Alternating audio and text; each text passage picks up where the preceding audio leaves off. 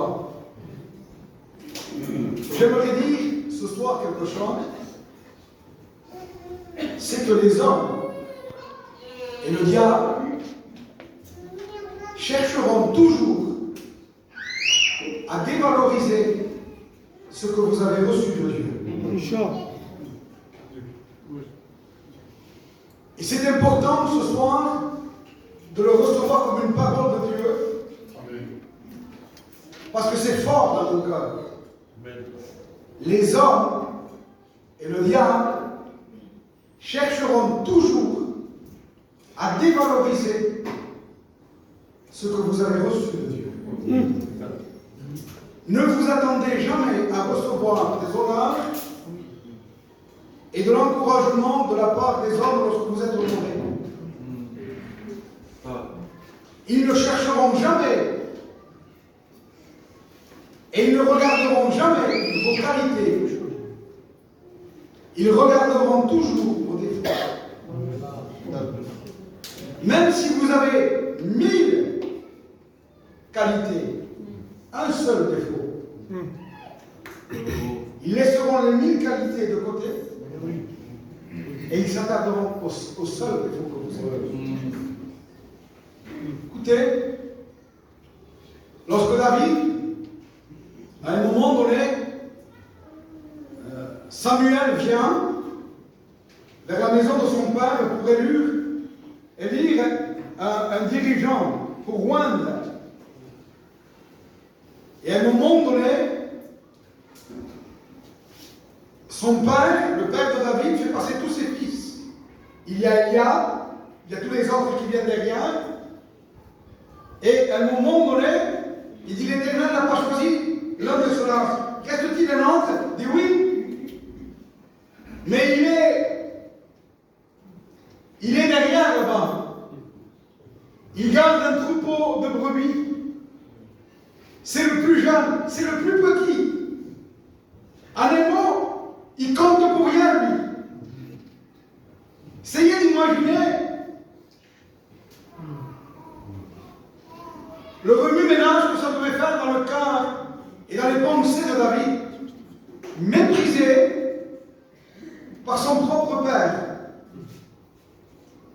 À un moment donné, David, quand son père l'envoie sur le champ de bataille, il a un frère qui s'appelle Eliab. C'est un combattant, c'est un guerrier.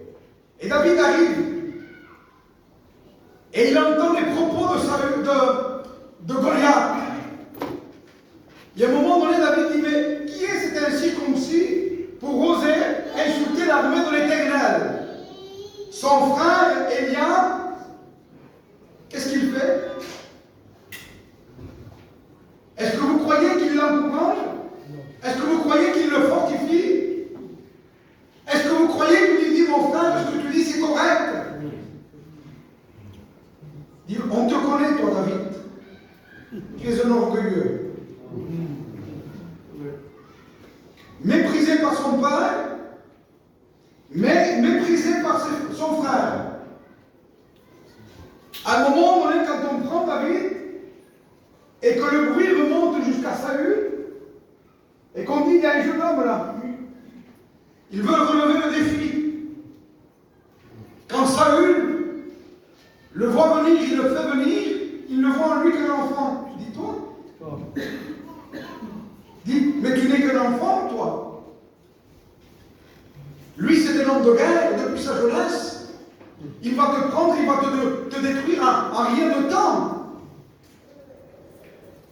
Méprisé par son père, méprisé par son frère, méprisé par le roi, par l'ancien. Ça fait beaucoup. Il y avait de quoi se décourager. À un moment donné, quand David relève le défi, il va face à Goliath. Vous connaissez l'histoire. Et l'ennemi, Goliath, le problème, le souci, la maladie, l'incompréhension se lève. Il dit quoi? Un enfant, il dit, je vais te prendre, il dit, je vais te détruire, je vais te donner un pâture aux oiseaux du ciel, méprisé, intimidé.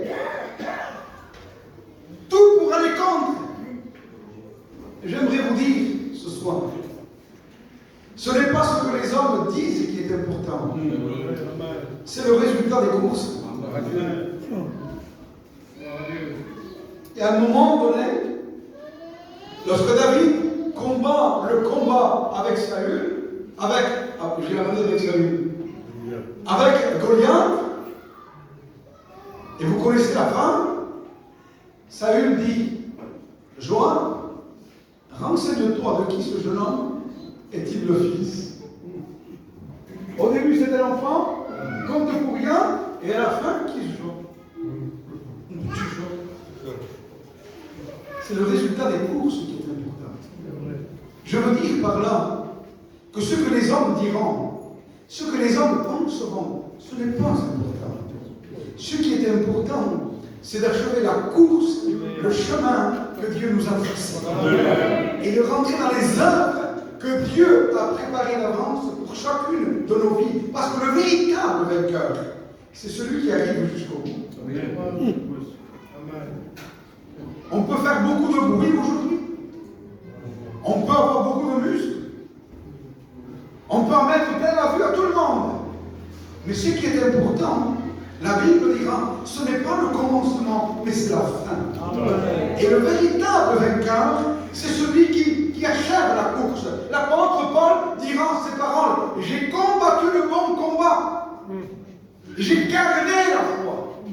J'ai gardé la foi jusqu'au bout. Et dit, désormais la couronne de vie m'est réservée. Amen. Parce que sur le parcours de notre chemin, beaucoup de choses peuvent se lever. Et si on se fie à ce qu'on entend, à ce qu'on voit, à ce qu'on nous méprise, à ce qu'on nous rejette, à ce qu'on veut nous mettre dans un placard bien des fois, parce qu'on prend trop de place, parce qu'on dérange beaucoup, si on se fie à ça, on ne fait plus rien. Je voudrais vous lire un texte qui se trouve dans le livre de Zacharie, au chapitre 3, et à partir du verset 1er. Il est écrit ainsi, il me fit voir Josué, le souverain sacrificateur.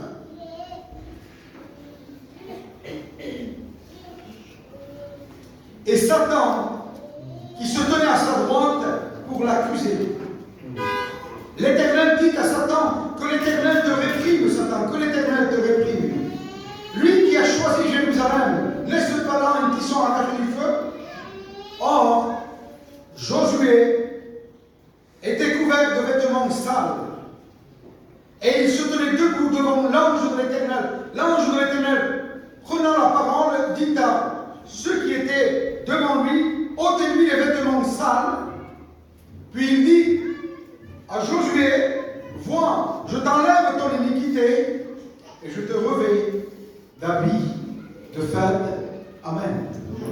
Je vous explique un petit peu l'histoire.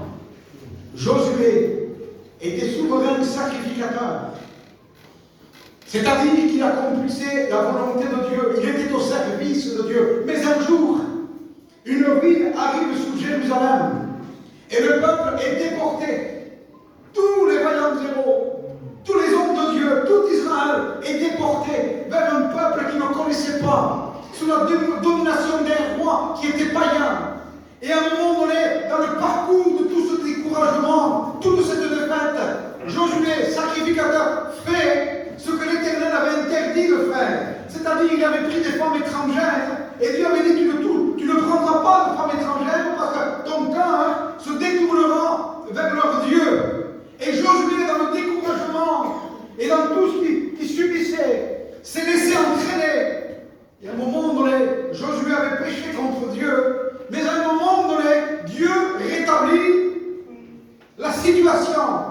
Et Josué revient à Jérusalem. Mais oui, mais voilà, il est dans un état avec des vêtements sales. Il est dans un état de culpabilité. Et il se présente devant l'ange de l'Éternel, se présente à lui, et la Bible dira que Satan se tenait à sa droite pour pouvoir l'accuser. Je voudrais te dire ce soir que la Bible dira que le diable est l'accusateur de nos frères. Et Josué Malgré qu'il avait été souverain sacrificateur, il avait souillé son vêtement. Déjà, il ne se sentait pas digne. Déjà, à un moment donné, il était conscient qu'il avait commis des erreurs, des fautes. Et en plus de ça, de tout cela, Satan se tenait à sa droite pour pouvoir l'accuser. Pourrais-vous dire ce soir, à toi qui es venu ici ce soir, et qui te sens comme souillé, comme quelqu'un qui n'a pas droit au pardon, où tu sens cette auto-accusation qui est en train de vouloir te détruire, qui te dit si tu es dans cet état, c'est parce que tu as péché contre Dieu. Cette voix qui est à l'intérieur résonne. Tu n'es pas un bon chrétien. Parce que si tu serais un bon chrétien, tu n'aurais pas de telles pensées. Cette voix qui résonne à l'intérieur et qui nous accuse constamment et qui nous empêche de se réjouir avec Dieu, qui nous empêche d'avoir contact avec Dieu, qui nous empêche d'offrir à Dieu un culte. La Bible dira, le diable, l'accusateur de nos frères. Et si tu sens ce soir qu'il y a un doigt qui est pointé sur ta vie, c'est uniquement que pour te détruire, te décourager, enlever ce que tu as reçu de Dieu. La Bible dira ces paroles. Le diable est venu allumer d'une grande colère. Il est venu pour détruire, égorger, voler ce que tu as reçu de Dieu. Et vous savez, vous avez des personnes qui s'auto-accusent toutes seules, alors qu'ils n'ont rien commis. Mais le diable leur fait croire à un mensonge. Et ils rentrent dans cette pensée de mensonge. Et irrémédiablement, ils sentent que dans la conscience, ça ne va plus. Il y a cette sonnette dans l'âme qui sonne à l'intérieur. Et le diable te dit, si tu as eu de tels raisonnements, une telle réaction, c'est parce que tu n'es pas né de nouveau. Regarde comment tu vis. Tu joues des apparences, tu viens à l'église, tu trompes le pasteur, et nous on est là. Et dans le fond, on sent que c'est pas vrai, mais cette voix accusatrice nous empêche de nous réjouir avec Dieu. Et je vous dis quelque chose. Attention à ce que des frères ne rentrent pas dans ce que le diable voudrait faire avec d'autres frères. Parce que parfois, ce que le diable ne peut pas faire avec certaines personnes, il utilise des hommes, des femmes charnelles, qui n'ont pas l'esprit de Dieu. Alors qu'on s'attendrait des fois à recevoir de l'aide, du secours des frères. Et la seule chose qu'ils savent faire, c'est nous pointer du doigt. En disant, t'as vu, ne ressemblons pas à Caïn, dit la Bible, qui était du malin et qui égorgeait son frère. Tu vas me dire, mais moi je suis un bon chrétien, j'égorge personne, je ne tue personne. Oui, mais Jérémie dit, ils m'ont tué. Comment Jérémie? Ils m'ont tué avec la langue. Ils m'ont tué avec la langue. Et là, je touche un domaine, pardonnez-moi. Lapidez-moi si vous voulez dehors. Moi, je serai pas pour la bonne cause. Mais je touche un domaine où notre peuple est concerné. Je vous dis quelque chose? On ne sait pas avoir une conversation sans critiquer quelqu'un. Il faut toujours une victime au milieu. Or, la Bible dira, épître de Jacques, la langue est pleine de venin. La Bible dira, la langue, c'est un feu. La Bible dira, la langue, c'est un fléau. Un fléau, c'était une barre avec un morceau de chaîne, avec une boule au bout, où il y avait plein de pointes sur la boule. Et on s'en servait pour battre le grain. Et ça détruisait le grain. Ça détruisait. Il dit la langue, il dit, c'est un fléau. C'est un fléau. Quelque chose qui détruit, qui fait du mal, qui sépare. La langue peut ruiner des foyers, peut détruire des ministères, peut détruire des églises. Il y a un témoignage. Il y avait en Angleterre un homme de Dieu extraordinaire. Un homme de Dieu extraordinaire. C'était lui qui avait fait le réveil en Angleterre. Un homme de Dieu, donc on m'en souvient plus son nom. Mais il avait créé le mouvement là-bas. Il avait gagné des centaines d'âmes. Il avait nommé je ne sais pas combien de prédicateurs. Un réveil extraordinaire.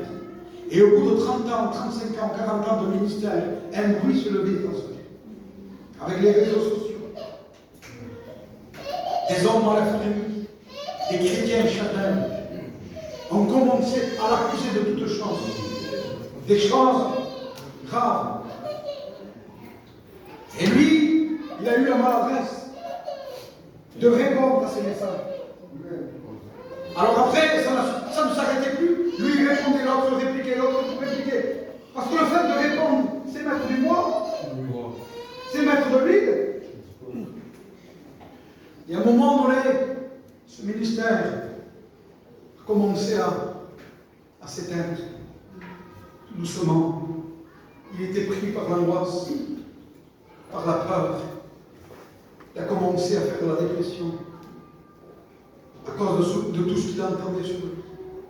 Il s'est renfermé sur lui-même. Et à un moment donné, vous savez ce qui s'est passé? Il a pris le corps. Il a fait une lettre. Et il s'est pendu. En disant sur le courrier, je l'atteste devant Dieu, que tout ce dont on m'accuse est faux. Ils m'ont tué. Il dit, ils m'ont tué avec la langue. Frères et sœurs, la Bible dit ces paroles, que tout homme, toute femme rendra compte à Dieu pour toute parole vaine qu'il aura proférée sur la terre. Chaque parole, nous rendrons compte devant Dieu, car avec tes paroles, tu peux relever, mais tu peux aussi condamner. Tu peux jouer le rôle du diable. Tu peux faire des dégâts horribles. Enfant de Dieu, vous dites quelque chose. Aujourd'hui, ça parle autant dans les églises que dans le monde. Un frère, ministère, l'homme de Dieu, un autre frère jaloux de lui, a commencé à sortir des choses, à dire des choses, à dire des choses. À un moment donné, le bruit s'est répandu, vous savez comment ça fait, hein? Le bruit se répand de bouche. Qui t'a dit Diwan? Méfiez-vous quand on dit Diwan. Voilà, ce ne c'est dit dire. Mais jamais vous trouverez la personne qui l'a dit. Qui dit, c'est moi qui l'a dit. Vous ne le trouverez jamais. Ce ne c'est dit dire, mandit. Vous savez ce que je fais moi quand j'entends ça? Je prends le frère, la soeur. Attends. Tu as des choses à dire? Oui. Viens avec moi, on va trouver le frère. Ah non, non, c'est sûr que tu me dis. Comment? C'est pas toi qui l'as dit, mais tu le réponds de partout. Ce frère, à un moment donné, il a dit des choses sur l'autre frère. Ça a fait du bruit. Et un jour, ce frère est tombé malade. La victime, à l'hôpital. Voilà. Et celui qui l'avait tellement sali, à un moment donné, il s'est dit, c'est pas possible, je ne peux pas rester comme ça, il faut que j'aille le voir. Il faut que j'aille le voir. Il est allé le voir, il est arrivé en fin de carrière, en fin de vie. À l'hôpital, il dit, écoute, voilà, il dit, je te demande pardon pour tout ce que j'ai dit sur toi, pour tout ce que j'ai fait. Le frère dit, d'accord, je te pardonne. Attends, il veut te montrer quelque chose. Il prend le coussin, il ouvre la fenêtre, il y avait du vent dehors. Il jette toutes les plumes. Il dit, maintenant, essaye de les rattraper si tu peux. On est maître de ce qu'on va dire, mais on n'est plus maître de ce qu'on a dit.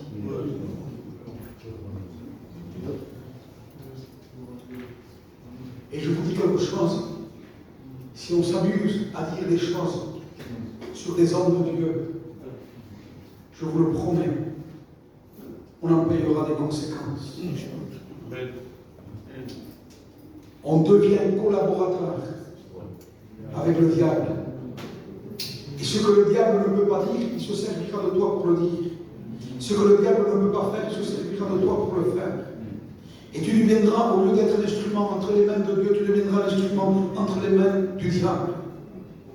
Parce que plus on s'ouvrira à des choses mauvaises, et plus que le diable gagnera du terrain sur ta vie. Si quelqu'un, il est écrit, est scandalisé, l'un de ces plus petits qui croisent en moi, dit il vaut mieux pour lui qu'il prenne le pierre sur la table et se jette dans la main. Qui se jette à la main. Frères et sœurs, nous avons une responsabilité, chacun d'entre nous. Et il faut se le dire ce soir, parce qu'il y a des personnes qui rendront des comptes à Dieu, parce qu'ils ne savent pas que la critique, la médisance, c'est diabolique. C'est grave. C'est grave. La mère de Jésus, ses frères, ne croyez pas en lui. Sboccio. Au Pascal, sboccio. Les fous, il a perdu la raison. Les pharisiens disaient c'est par le prince des démons qu'il chasse les démons. T'es grave. Il dit si quelqu'un blasphème, il dit contre n'importe quoi, c'est pas grave. C'est pas grave. Il dit mais si quelqu'un blasphème contre le Saint-Esprit, il ne le sera pas pardonné ni dans ce siècle-ci, ni dans le siècle venu. C'est pourtant, c'est grave. Frères et sœurs, il faut prendre conscience ce soir que la vie ne nous appartient pas, que nous sommes de passage sur la terre, et que chacun rendra compte à Dieu pour le bien et pour le mal qu'il aura commis. Et chaque parole que nous aurons prononcée, elle sera pesée devant Dieu. On peut se tromper, il n'y a pas de problème. On peut faire des erreurs, il n'y a pas de souci. Dieu sait, Dieu connaît, Dieu voit. Mais nous n'avons pas le droit de faire le mal. Nous n'avons pas le droit de critiquer. Nous n'avons pas le droit de salir. Nous n'avons pas le droit de toucher au oint de Dieu. Nous n'avons pas le droit de toucher à l'œuvre de Dieu. On peut constater que les choses ne sont pas à leur place. On peut dire que certaines choses, il faudrait que ça soit comme ça ou comme ça. On peut se tromper. Mais nous n'avons pas le droit de salir. Nous n'avons pas le droit de faire le mal. Parce que parfois, il vaudrait mieux recevoir un coup que certaines paroles. Parce qu'il y a des paroles qui rongent comme de la gangrène. Il y a des paroles, des fois, qui ne nous laissent pas dormir la nuit. Il y a des paroles qui rongent à l'intérieur, qui font fuir le sommeil, qui vous enlèvent l'appétit. Des paroles qui sont diaboliques et qui sont terribles. Il est écrit, ils se mirent à l'accuser. Ils se mirent à l'accuser. L'accusateur de nos frères, c'est le diable. Je veux bien le croire, mais pas les frères. Nous n'avons pas le droit. Pas les frères. Le diable commence à accuser. Tu n'as pas le droit. Josué, souverain sacrificateur, tu as péché contre Dieu. Tu as péché contre Dieu. Tu n'as pas le droit de te présenter devant Dieu. Tu n'as pas le droit de reprendre tes fonctions. Tu n'as pas le droit de participer à la Sainte Seine. Tu n'as pas le droit de t'appeler un chrétien. Et Josué est là, terrorisé. Il ne sait plus comment faire. Il ne sait plus comment faire. Et peut-être au milieu de nous, il y a des frères et des sœurs qui sont terrorisés à cause de ce que le diable les bombarde de pensées négatives en disant que c'est pas normal. Si tu es malade, c'est parce que peut-être il y a un péché dans ta vie. Et nous on est là, Seigneur, pardon, Seigneur, comment je vais faire? Seigneur, Seigneur, tu ne crois pas que le sang de Jésus purifie de ton péché? Tu ne crois pas que si quelqu'un se repent, Jésus prend les péchés, les jette au fond de la mer, il s'en souvient plus? Tu ne crois pas que nous avons un souverain sacrificateur qui est établi à la droite de Dieu et qui intercède pour notre vie? Tu ne crois pas ce que Jésus a dit? Si quelqu'un vient à moi, si quelqu'un vient à moi, des fleuves d'eau vive jailliront de son sein. Jésus a dit a dit ces paroles, moi, il dit, je suis la porte. Si quelqu'un rentre par moi, il sera sauvé. Il dit, moi, je suis le pain qui est descendu du ciel. Si quelqu'un mange de ce pain, il aura la vie. Frères et sœurs, nous avons de l'assurance auprès de Dieu. Parce que si Dieu est avec nous, la Bible dira, qui sera contre nous? Qui, a dit Jésus, qui accusera les élus de Dieu? Qui les accusera? Si moi je suis leur justification, s'il est notre rédemption, frères et sœurs, il faut s'arrêter de baser notre vie sur ce que l'on entend ou sur ce que l'on dit. Nous avons chacun une devise, un appel qui est particulier. Et la Bible dira que chacun marche selon l'appel qu'il a reçu de Dieu. Tu ne peux pas être moi. Et moi, je ne peux pas être toi. Si toi, tu m'imites à moi, tu n'es plus ce que Dieu voudrait que tu sois. Si moi, je m'imite à toi, je ne suis plus ce que Dieu voudrait que moi je sois. Il faut que chacun marche selon l'appel qu'il a reçu de Dieu. Et ce qui est le plus important dans la marche de notre vie chrétienne, vous savez ce que c'est? C'est ce que l'apôtre Paul disait. Ma conscience me rend témoignage. Il dit devant Dieu et devant les hommes. Ma conscience m'en rend témoignage. Jésus est notre défenseur. La Bible dira, il a effacé l'acte dont les ordonnances nous condamnaient. Vous savez qu'il existe des personnes qui n'arrivent pas à se pardonner eux-mêmes et ils vivent constamment sous l'auto-accusation. Vous savez ça? J'ai connu malheureusement des frères et des ministères qui ont commis des fautes terribles, qui leur ont fait perdre le ministère. Horrible. Mais ils avaient quand même droit au pardon et au salut de Dieu. Et quand j'allais les voir, 1 an après, 3 ans après, 5 ans après, 8 ans après, 10 ans après, on les voyait toujours. Il dit, je sais que tu es amour. Je sais que Dieu m'a pardonné. Mais moi, je n'arrive pas à le concevoir. Et je n'arrive pas à me pardonner moi-même.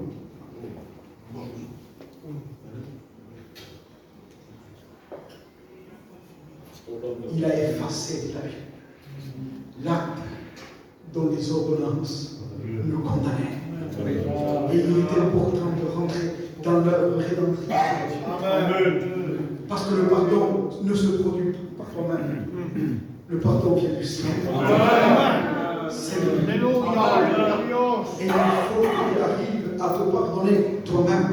Et que tu acceptes de concevoir que le sang de Jésus purifie de tout péché. De tout péché. Et à partir de ce moment-là, tu vas devenir quelqu'un de libre, qui va vivre non plus une auto-accusation, mais qui va vivre dans la victoire et dans la plénitude de la victoire, dans le nom de Jésus, dans le sang de l'agneau, et qui pourra dire, je marche sur les serpents, sur les scorpions, parce que Dieu m'a accordé le pardon et la puissance de marcher sur mes ennemis. Amen. Les ennemis sont nombreux. Les ennemis sont nombreux.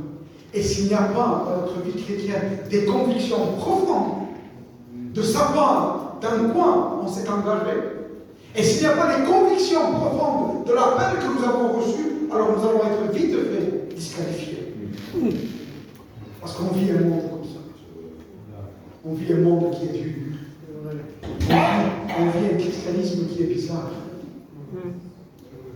Où plus rien ne reprend notre conscience. Tout est permis. On se permet de dire, on se permet de faire, on se permet de... Attention, un chrétien ne fait pas n'importe quoi, ne dit pas n'importe quoi, il ne va pas n'importe où. Attention, un chrétien a une responsabilité. Tu as une responsabilité. Quelle est ta responsabilité? Ton témoignage, ta marche avec Dieu. Tu ne dis pas ce que tu veux. Tu ne fais pas ce que tu veux. À un moment donné, et je finis avec ça. Il y avait Sam, Cham et Japheth, les 3 fils de Noé. Le diluge je finis, le bateau débarque, Noé plante une ville, il ramasse le vin, et à un moment donné, il boit du vin, il s'enivre, et pardonnez-moi de l'expression, il se déshabille, il est nu dans les vignes, et il s'endort. Son fils, Sam, se promène dans les vignes, il voit son père. Quand il voit son père, au lieu de le couvrir, Japheth, Cham, venez voir papa. Les autres 2 fils s'aperçoivent, tournent leur figure. Amen. Prennent un vêtement, un habit. Il le prend l'un d'un côté, l'autre de l'autre côté. Il marche en reculant. Gloire à Dieu. Marche en reculant. Et quand ils arrivent à proximité, ils jettent le vêtement. Et ils couvrent leur père. Amen. Ils couvrent leur père. On ne parle pas de couvrir le péché. On ne parle pas de ça, c'est trompé. Et si ton frère a péché, ne t'empresse pas de le dire. Pardonnez-moi l'expression, mais vous avez des hommes charnels qui sont aux aguets. Quand un frère a péché, au lieu de l'aider, au lieu de le couvrir, au lieu d'aller le trouver, se frotte les mains et le divine. Mais à un moment donné, Noé se réveille. Il dit que Sam soit l'esclave de ses frères. Qu'il soit maudit. C'était son fils. C'était même pas lui. C'était un jugement de Dieu par rapport à lui. Pourquoi? Parce qu'au lieu de couvrir son père, il l'a divulgué. Attention, frère.